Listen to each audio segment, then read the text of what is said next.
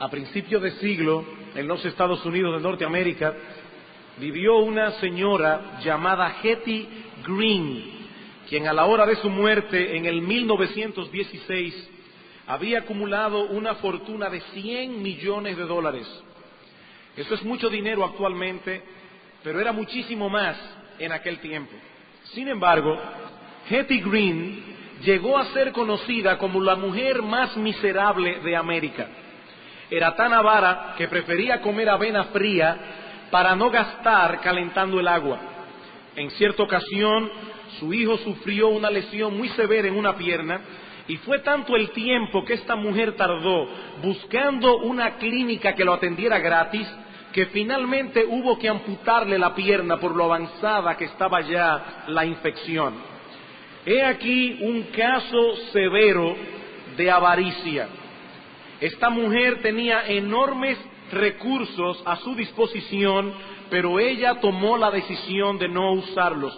Vivió como una miserable siendo millonaria, y a la larga de poco le sirvió todo cuanto tenía. Hermanos y amigos, es de poco provecho tener mucho cuando no se desea usarlo o cuando no se sabe cómo. Y tristemente muchos que profesan la fe de Cristo se parecen a esta mujer. Y no porque sean avaras como Hetty Green, en la mayoría de los casos es por ignorancia. Estos hombres y mujeres se encuentran en peligro de malnutrición espiritual, aunque tienen a su disposición un gran almacén de alimentos y recursos espirituales.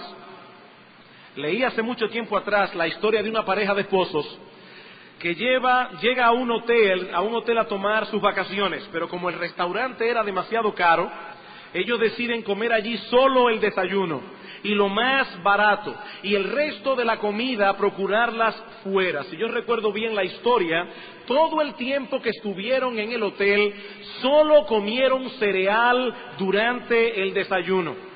Cuando fueron a saldar la cuenta, se enteraron de que todo estaba incluido en el paquete que habían pagado en ese momento. En este caso no fue la avaricia, sino la ignorancia lo que impidió a esta pareja disfrutar de todo cuanto estaba disponible para ellos en este lugar. Y hermanos, yo insisto, así es el caso de muchos cristianos. No es que sean avaros, es que son ignorantes de las inescrutables riquezas de la gracia de Dios disponible para ellos en Cristo. Y nada mejor para corregir esta anomalía que lo que vamos a hacer, si Dios lo permite, en estos próximos domingos en la mañana. Estudiar expositivamente, versículo por versículo, la carta de Pablo a los Efesios. Esta carta es una especie de casa del tesoro del Nuevo Testamento, donde los creyentes pueden acudir no simplemente para contemplar como en un museo riquezas que se pueden ver pero no tocar, sino más bien para contemplar allí todos aquellos recursos que como creyentes hemos sido hechos partícipes por la gracia de Dios. Pablo quería que los creyentes en Cristo conocieran estas cosas, que tuviesen una justa apreciación del plan redentor de Dios, del lugar que ocupa la iglesia dentro de ese plan y de los privilegios que disfrutamos nosotros los cristianos al ser parte de todo esto. En Efesios capítulo 1, a partir del versículo 15, Pablo ora por esta iglesia. ¿Y qué pide Pablo en oración? Versículo 17, que el Dios de nuestro Señor Jesucristo, el Padre de gloria, os dé espíritu de sabiduría y de revelación en el conocimiento de Él, alumbrando los ojos de vuestro entendimiento, para que sepáis cuál es la esperanza que Él os ha llamado y cuáles las riquezas de la gloria de su herencia en los santos. Hermanos, los creyentes no deben ignorar estas cosas, porque si lo hacen, no apreciarán como deben la salvación que es en Cristo Jesús. Consecuentemente, no manifestarán en sus vidas ese gozo inefable y glorioso del que habla Pedro, en la primera epístola, en capítulo 1, versículo 8. No tendrán una escala correcta de valores, no podrán defenderse eficazmente de las seducciones del mundo. Mis queridos hermanos, es totalmente incongruente que un heredero de Dios viva en este mundo como un pordiosero espiritual. Eso es incongruente. Si queremos vivir a la altura de nuestro llamamiento, si queremos glorificar las riquezas de la gracia de Dios en nuestras vidas, necesitamos conocer a fondo el contenido de esta epístola. En su comentario a los Efesios, Stuart Olyott dice lo siguiente: cuando un cristiano comienza a entender la epístola de Pablo a los Efesios, algo maravilloso ocurre con su vida espiritual. Al comprender cuán rico es Él en Cristo, comienza a ser lleno de gratitud y de gozo. Ya nunca envidia a los no cristianos otra vez. Él ve lo que significa vivir como un creyente en el mundo de hoy. Él viene a ser estable en su entendimiento doctrinal. En resumen, Efesios produce exactamente la clase de cristianos que más necesitamos. Efesios produce exactamente la clase de cristianos que más necesitamos, dice Olyott. La carta a los Efesios es considerada por muchos como el escrito más sublime y más profundo del apóstol Pablo y de todo el Nuevo Testamento. De hecho, alguien ha dicho que esta es la más grande pieza literaria que alguna vez haya sido escrita. Y debo confesar que asumo la exposición de esta carta con mucho temor, con mucho temblor, pero al mismo tiempo con mucho gozo y con mucha expectación.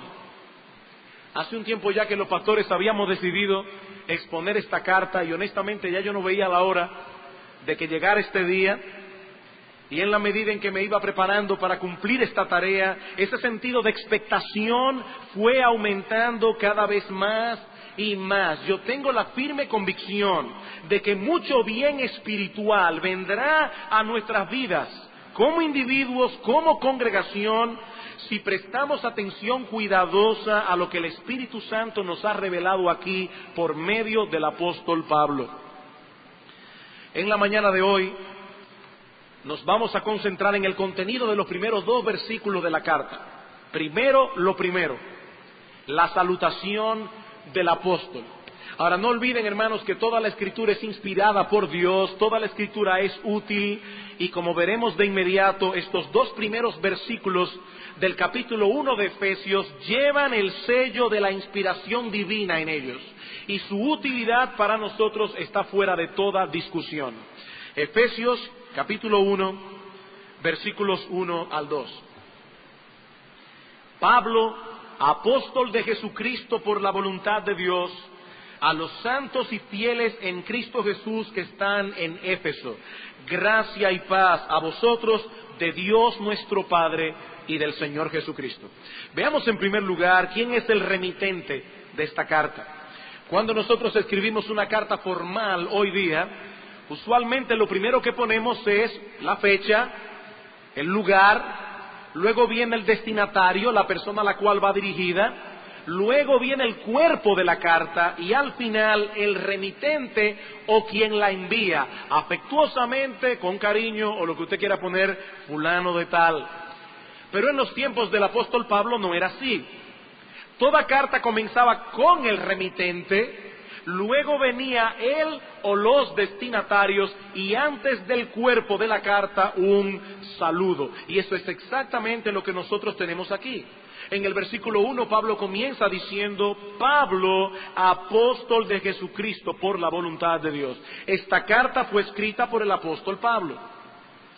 Y esto de entrada nos da una buena razón para leer con interés y cuidado el contenido de este documento. Hermanos, amigos, indudablemente, el apóstol Pablo es uno de los personajes más interesantes de todo el Nuevo Testamento. Era un hombre extraordinario en muchos sentidos, probablemente uno de los intelectos más brillantes de su época. ¿Quién fue el apóstol Pablo? A pesar de que sus padres eran judíos, de alguna manera, antes de Pablo nacer, vinieron a ser ciudadanos romanos, un gran privilegio para un judío en aquella época. Muy probablemente esto nos indica que Pablo provenía de una familia con una buena posición social y económica, y esto hizo de Pablo romano de nacimiento, algo que en la soberanía de Dios sería de gran utilidad para su ministerio futuro. En algún punto de la historia de esta familia, sus padres se movieron de Galilea al Asia Menor para establecerse en la ciudad de Tarso, un importante centro portuario y comercial de aquellos días. Allí nació este niño, a quien sus padres le pusieron el nombre hebreo de Saúl o Saulo, y cuyo nombre latino era Paulus o Pablo en español. Y allí se nutrió desde el principio de toda la cultura que le brindaba una ciudad tan cosmopolita como esta. En Tarso había una universidad conocida por sus cursos de filosofía y sus cursos de medicina. Allí estaba también el templo de Esculapio, el dios de la salud, y el cual servía como hospital y clínica para el uso de los estudiantes de medicina. Probablemente Pablo no asistió nunca a la universidad, no a esa universidad, porque él salió de Tarso siendo un joven de 12 años, pero difícilmente se pudo abstraer de la influencia intelectual de aquella metrópolis de Cilicia. Su padre era fariseo, él mismo fue criado en la más estricta tradición judaica, concluyendo su educación en Jerusalén a los pies de Gamaliel, el rabino más famoso y mejor preparado de aquellos días. Y muy pronto vino a ser evidente la superioridad de este joven fariseo. Sus credenciales familiares y religiosas eran impecables. Había recibido una educación que pocos hombres de su época tenían, añadiendo a todo esto un celo evidente por las tradiciones religiosas de su nación. Por ciertos detalles que encontramos en el Nuevo Testamento, podemos deducir con cierto grado de probabilidad que Saulo llegó a ser miembro del Sanedrín, el concilio supremo de los judíos. Para nosotros hoy día eso no tiene mucho sentido. Ser miembro del Sanedrín en aquel tiempo era algo así como el equivalente a ser elegido como miembro de la Suprema Corte de Justicia al día de hoy. Como alguien ha dicho, Pablo era lo que todo joven judío de aquellos días anhelaba ser. Y a medida que el evangelio se expandía, este joven se le oponía furiosamente hasta que llegó a ser su más violento antagonista. Pablo decidió hacer uso de todo su poder, de toda su influencia, para acabar por completo con la fe cristiana en la tierra de Palestina. Ocupado en esto, cierto día se encontraba dirigiéndose a la ciudad de Damasco, cuando repentinamente Pablo tiene un encuentro con el Cristo resucitado. El mismo Pablo contará luego en Hechos capítulo 26, versículo 13, que en pleno mediodía él vio una luz del cielo que sobrepasaba el resplandor del sol, y que en ese instante oyó una voz del cielo que le hablaba en lengua hebrea y le decía: Saulo, Saulo, ¿por qué me persigues? Dura cosa te es dar coces contra el aguijón. Yo entonces dije: ¿quién eres, Señor? Y el Señor me dijo: yo soy Jesús, a quien tú persigues. Pero levántate y ponte sobre tus pies, porque para esto he aparecido a ti, para ponerte por ministro y testigo de las cosas que has visto y de aquellas en que me apareceré a ti, librándote de tu pueblo y de los gentiles a quienes ahora te envío, para que abra sus ojos, para que se conviertan de las tinieblas a la luz y de la potestad de Satanás a Dios, para que reciban por la fe que es en mí perdón de pecados y herencia entre los santificados. Y es así como este arrogante fariseo llega a Damasco aquel día convertido en un manso corderito, guiado por los hombres que andaban con él, porque estaba completamente ciego. Allí estuvo por 3 días hasta que recibió la visita de Ananías, alguien a quien el Señor comisionó para imponer las manos sobre él y que Pablo recobrase la vista. En un principio, Ananías se espantó cuando el Señor le dice que vaya al encuentro de Saulo de Tarso. Eso era lógico. Señor, dice Ananías, he oído de muchos acerca de este hombre, cuántos males ha hecho a tus santos en Jerusalén. y aún aquí tiene autoridad de los principales sacerdotes para prender a todos los que invocan tu nombre. El Señor le dijo: ve, porque instrumento escogido me es este, para llevar mi nombre en presencia de los gentiles y de reyes y de los hijos de Israel, porque yo le mostraré cuánto le es necesario padecer por mi nombre. Ananías va al encuentro de Pablo, impone las manos sobre él y le dice: hermano Saulo, el Señor Jesús, que se te apareció en el camino por donde venías, me ha enviado para que recibas la vista y seas lleno del Espíritu Santo. Y al momento le cayeron de los ojos como escamas y recibió al instante la vista, y levantándose fue bautizado. Lo que Pablo experimentó en el camino a Damasco no fue un shock psicológico, no fue un engaño de su imaginación, y precisamente para eso envió a Ananías. Para eso envió a Ananías. Si alguna duda le quedaba a Pablo de lo que había ocurrido, allí estaba Ananías para confirmarle la verdad. Fue Cristo mismo quien se le apareció cuando iba camino a Damasco, quien transformó su corazón y quien lo comisionó para ser un apóstol. Por eso se presenta a sí mismo en la carta a los Efesios como Pablo, apóstol de Jesucristo por la voluntad de Dios. Apóstol por la voluntad de Dios. Pablo no se impuso a sí mismo ser apóstol. Él vino a ser apóstol por la voluntad del Dios Todopoderoso.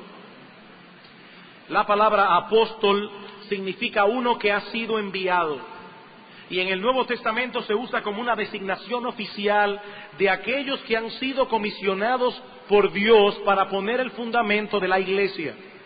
Por eso el mismo Pablo dirá más adelante en Efesios capítulo 2, versículo 20, que fueron los apóstoles, él y los demás, quienes pusieron el fundamento sobre el cual es edificada la iglesia del Señor.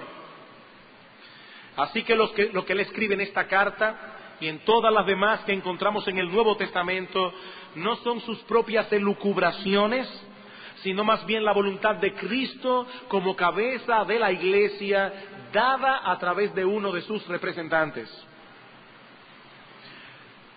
Luego de su extraordinaria experiencia de conversión, Pablo se queda en Damasco por un tiempo, pero de inmediato comienza a tener problemas con los judíos por predicar el evangelio de Cristo en las sinagogas, al punto que los discípulos tienen que ayudarlo a escapar, descolgándole del muro de la ciudad por una canasta. Algunos deducen que Pablo no era muy grande.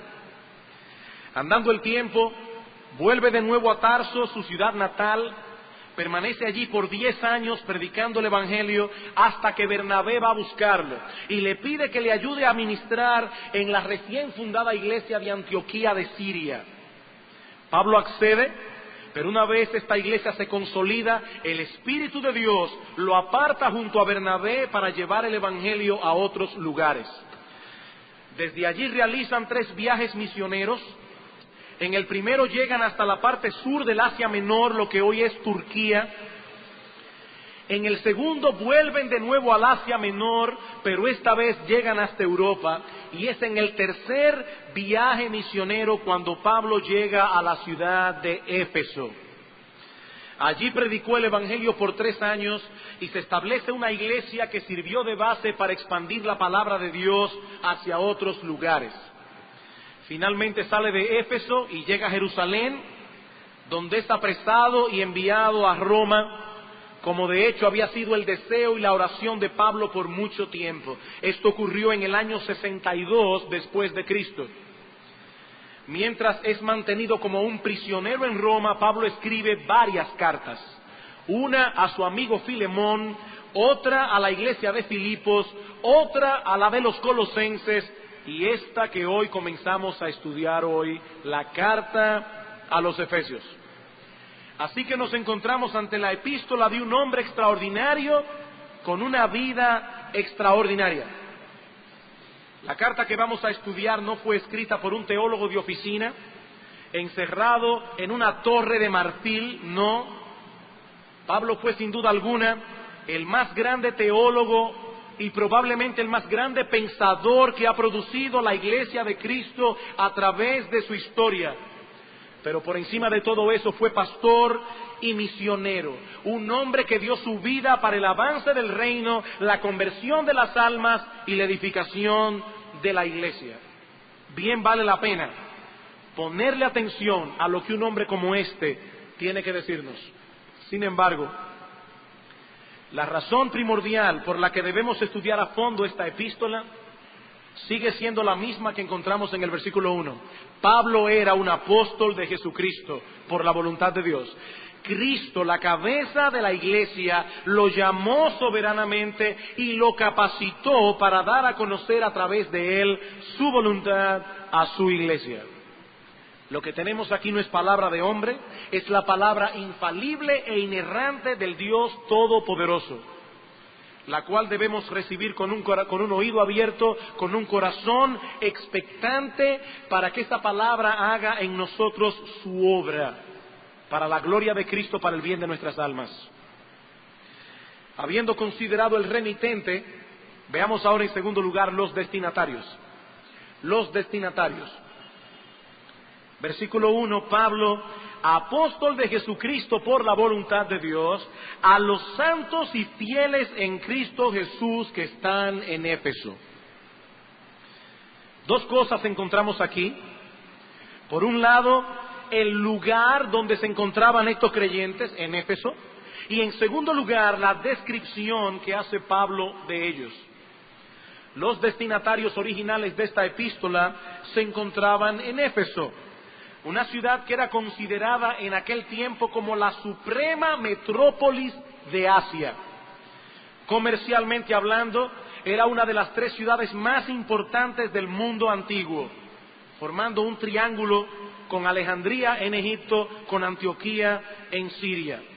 Aparte de eso, Éfeso era un centro cultural de importancia. Sus filósofos eran bien conocidos, así como sus poetas, sus artistas, sus oradores. Solo Corinto podía rivalizar con Éfeso en ese sentido. Pero Éfeso era también famosa por razones no tan dignas. Había allí un famoso templo dedicado a la diosa Diana o Artemisa para otros. Tan fastuoso este templo que llegó a ser considerado como una de las 7 maravillas del mundo. Era 4 veces más grande que el Partenón de Atenas. Su construcción duró, según cuentan los historiadores, 220 años.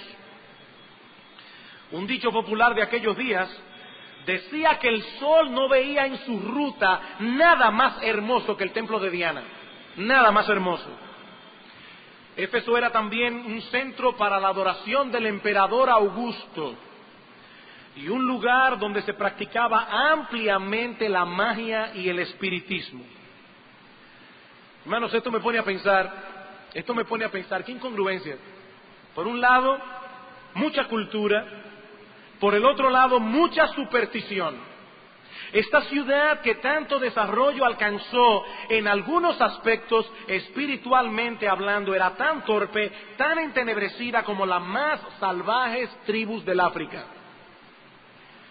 Mis amados hermanos, amigos que están aquí, ni aun con lo mejor del intelecto humano el hombre puede alcanzar la verdadera sabiduría, ni aun con lo mejor del intelecto. Sin la gracia de Dios, el hombre más culto puede ser tan torpe en cuanto a las realidades espirituales como el salvaje más inculto.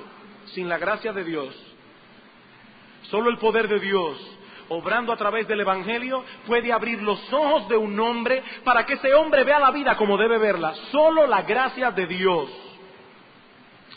Y esto es exactamente lo que sucedió en Éfeso.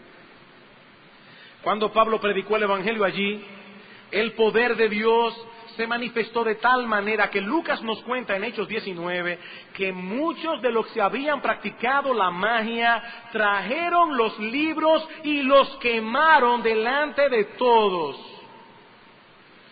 Y Lucas añade, así crecía y prevalecía poderosamente la palabra del Señor.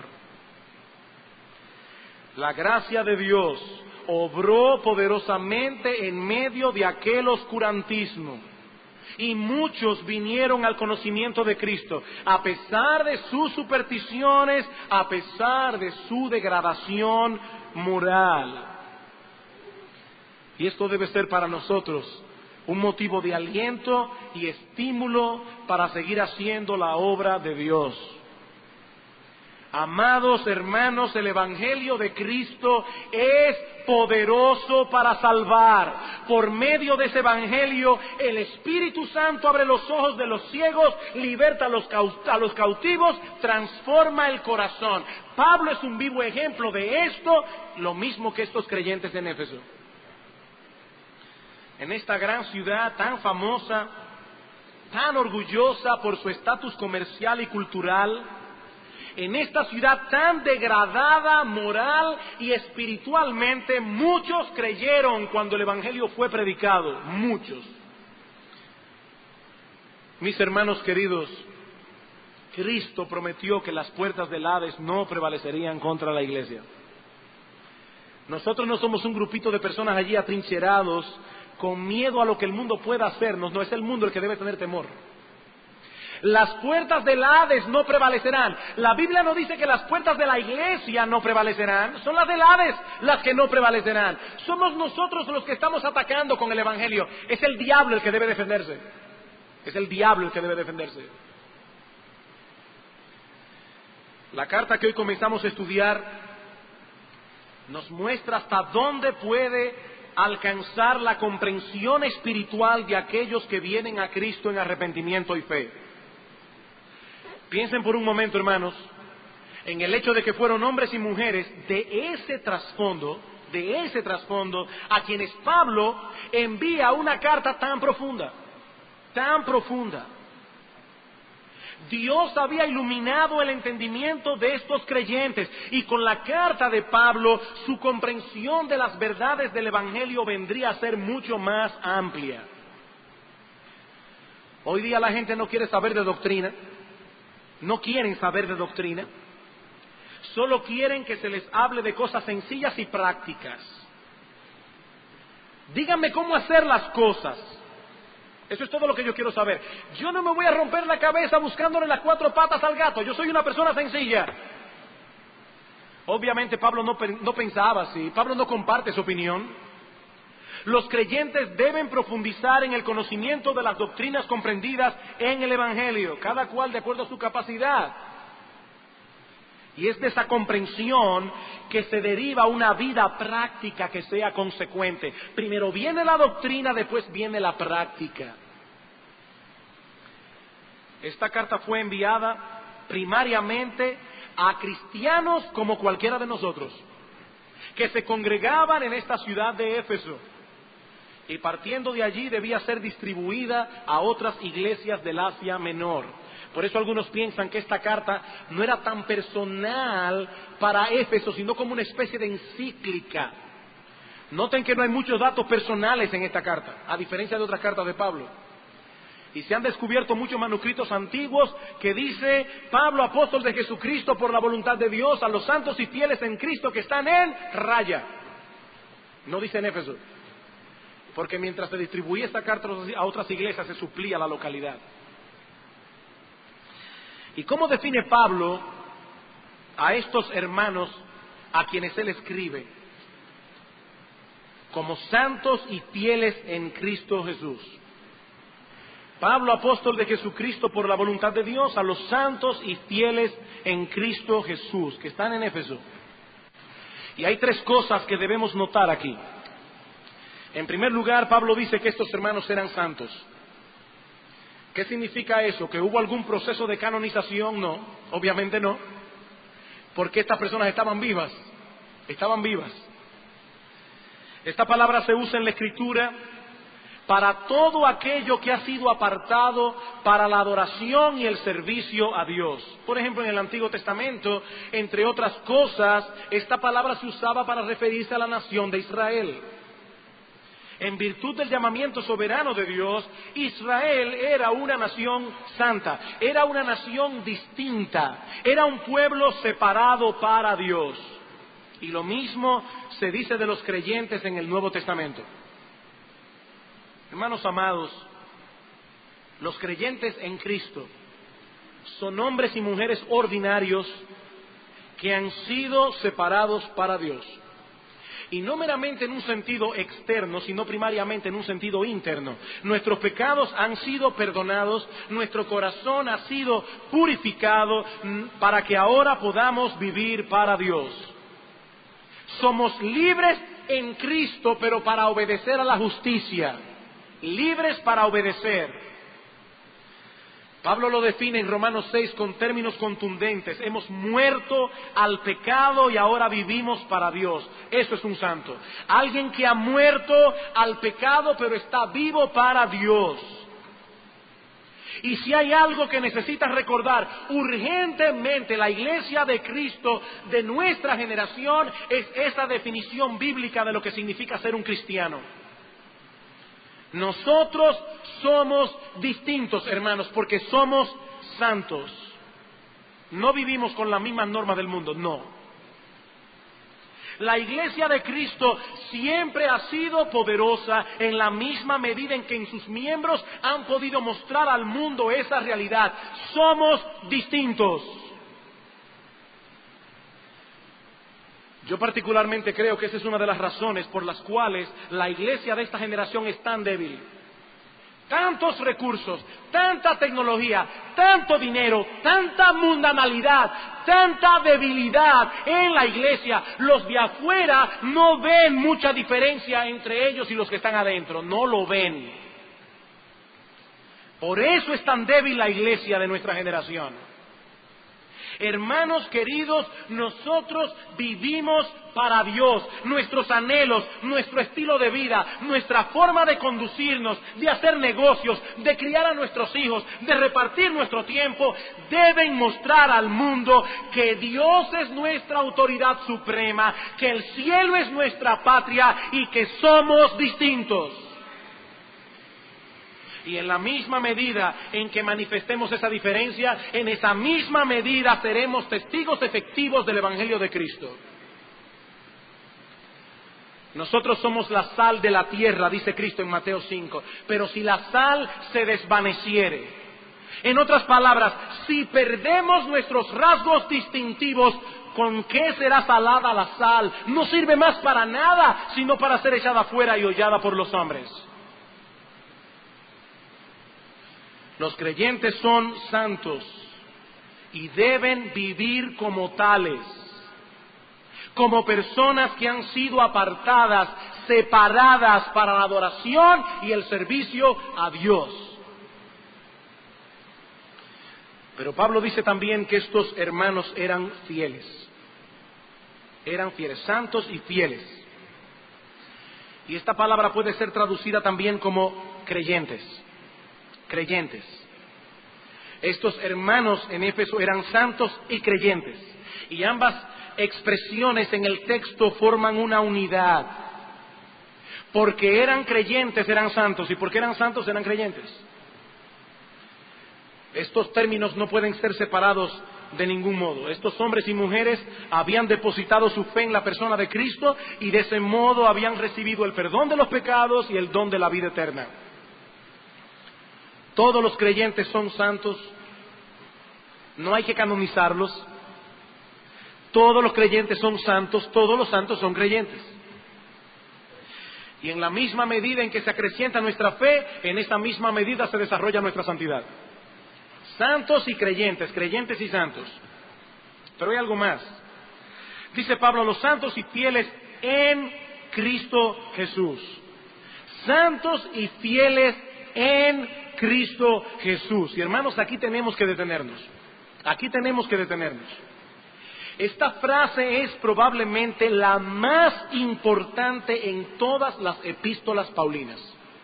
La más importante. Los creyentes están en Cristo Jesús.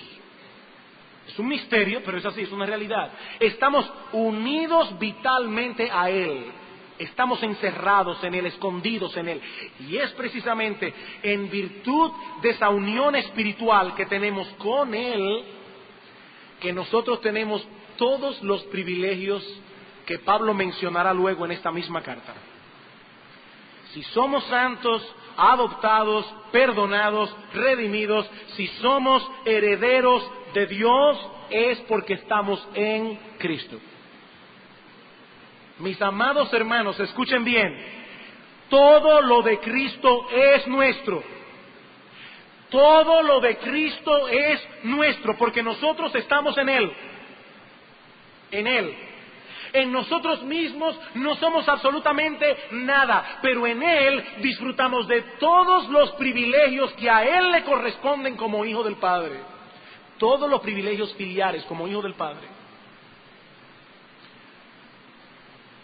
Nosotros somos lo que somos por causa de Cristo. Separados de Él somos menos que nada.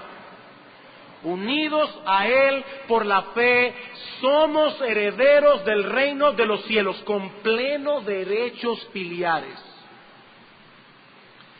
Por eso Pablo dice en otro lugar que Cristo es el todo en todos. Cristo es el todo en todos. Él es el todo de nuestra vida. Todas las bendiciones que recibimos cada día de parte de Dios y todas las que disfrutaremos en la eternidad, todas nos vienen en virtud de esa unión con Cristo. En virtud de esa unión, porque estamos en Él. Porque el Padre se lo da todo a Cristo y nosotros estamos en Él. ¡Qué bendición tan grande! El Padre se lo da todo a Él y nosotros estamos en Él. Por eso, hermanos, Él y solo Él recibirá toda la gloria por los siglos de los siglos. Por eso Él y solo Él merece todo nuestro amor, toda nuestra gratitud, todo nuestro servicio, toda nuestra fidelidad. Él y solo Él. Estamos en Cristo. ¿A quiénes se le envía esta carta? A los santos y fieles en Cristo. Esta carta, hermanos, es para todos nosotros. Todos aquellos que somos santos y fieles en Cristo Jesús. Pero hay algo más en esta salutación. Hay algo más. Ya hemos considerado quién es el remitente de la carta y quiénes son los destinatarios. Veamos ahora en tercer lugar el saludo. El saludo. Versículo 2. Gracia y paz a vosotros, de Dios nuestro Padre y del Señor Jesucristo. Gracia y paz a vosotros. En el tiempo del apóstol Pablo, cuando dos griegos se encontraban en la calle, no se saludaban diciendo, ¿y qué? Se saludaban el uno al otro usando la palabra griega kairein, que significa regocijo. Si eran dos judíos, se saludaban con la palabra shalom, que significa paz, salud, bienestar. Esta palabra shalom señala el estado de aquel que se encuentra disfrutando de las bendiciones abundantes que fluyen a nosotros por la bondad de Dios. Eso es shalom. Pablo toma aquí el saludo típico de los griegos, el saludo típico de los judíos, pero lo enmarca en una fórmula ligeramente distinta y decididamente cristiana. En vez de usar la palabra kairein, Pablo usa una palabra similar, charis, que significa gracia, gracia. Esta gracia, que es tan importante en los escritos paulinos, apunta, como bien señala Hendrickson, hacia el espontáneo e inmerecido favor de Dios en acción. Eso es gracia. Es el favor de Dios obrando en nosotros que no lo merecemos. Y el resultado de esa gracia obrando en nuestras vidas es shalom. Es la paz de Dios que sobrepasa todo entendimiento. Ahora, esa paz no significa una vida sin problemas y sin dificultades, no. Más bien señala la quietud interna desde aquel que sabe que ha sido reconciliado con Dios. Es el reposo que experimenta un alma, aún en medio del dolor, en medio de la aflicción, porque sabe que su vida se encuentra en las manos de un Padre amante, sabio y todopoderoso, que ha hecho un pacto con su pueblo de no volverse atrás, de hacernos bien. Es esa paz. Y esa paz es un resultado directo de la obra de la gracia de Dios en nuestras vidas. Gracia y paz. Ahora noten, Pablo sigue diciendo que tanto esa gracia como esa paz provienen de Dios nuestro Padre y del Señor Jesucristo. Y el texto transmite la idea no de dos fuentes distintas, sino de una y la misma fuente.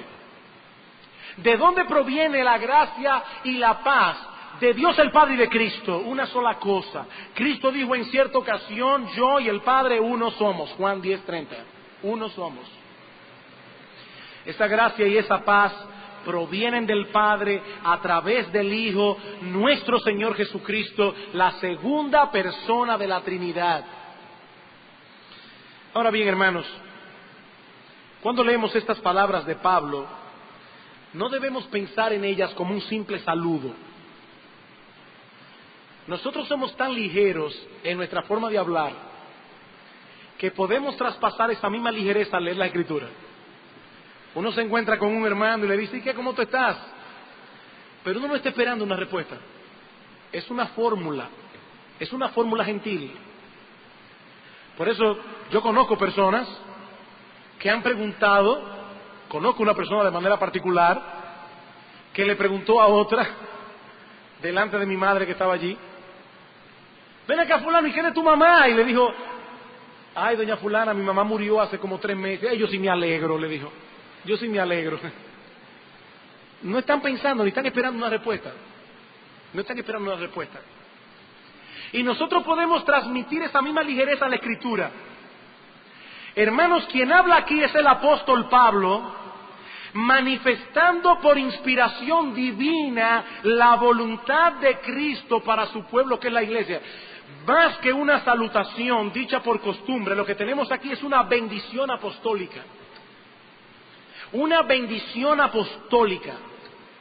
Es lo que Pablo desea de todo corazón, que estos hermanos experimenten en un grado cada vez mayor de parte de Dios. Gracia y paz, gracia y paz. Pero no olviden, hermanos, que Dios usa medios para impartir su gracia. Y uno de esos medios es precisamente el estudio de la palabra de Dios.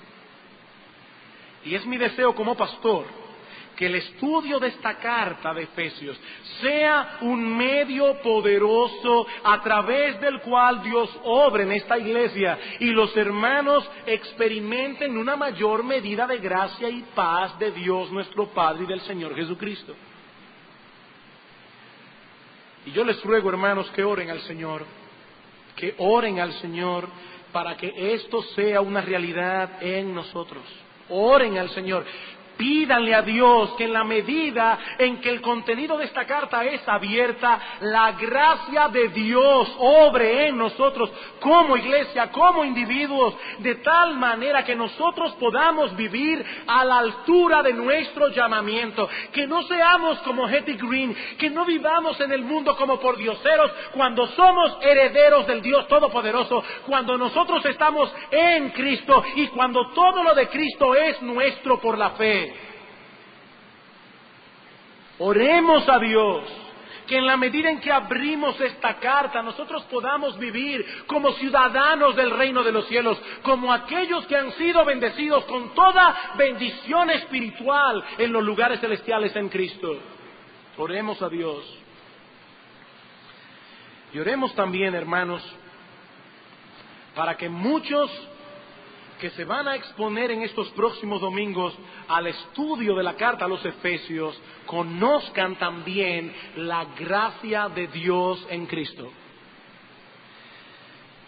Mi amigo que estás aquí en esta mañana, si hay algo que el mundo anhela con desesperación es vivir en paz.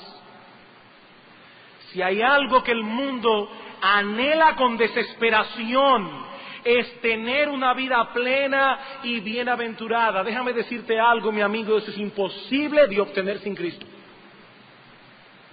Eso es imposible de obtener aparte de Cristo. Puedes meterte en terapia psicológica, puedes hacer todo lo que quieras, meditación trascendental. Esa gracia y esa paz es imposible de tener fuera del Señor. Imposible. Dice la Biblia, no hay paz para los impíos. Dios ha decretado eso. No hay paz para los impíos. Antes que nada, mi amigo, tú necesitas ser reconciliado con Dios. Y eso es precisamente lo que Cristo ofrece al pecador por medio de la fe. Perdón de todos tus pecados, plena aceptación delante de Dios, el don y la esperanza ciertísima de la vida eterna. Eso es lo que Cristo ofrece. Que la gracia de Cristo venza la obstinación de muchos hoy, para que ellos conozcan también esa paz de Dios que sobrepasa todo entendimiento y que solo proviene de su bendita gracia. Vamos a orar. Nuestro Padre que estás en los cielos, gracias por tu palabra. Oh Señor, ella es viva y eficaz, ella es más cortante que toda espada de dos filos. Oh Padre, tu palabra vivifica nuestras almas. Y nosotros te pedimos ahora que esta palabra en las manos de tu Espíritu sea como una espada que traspase corazones, a unos para fortalecimiento de su fe, a otros para salvación y perdón de pecados. Ven, oh Señor, ven, te pedimos. Ayúdanos en la medida en que exponemos este libro del Nuevo Testamento. Padre, que la exposición de la carta a los Efesios, versículo por versículo, sea de gran bendición, de gran edificación para Iglesia Bíblica del Señor Jesucristo. Oh Dios, ven y ayúdanos, ven y capacítanos, porque en Cristo nuestro Señor te lo pedimos para su gloria. Amén.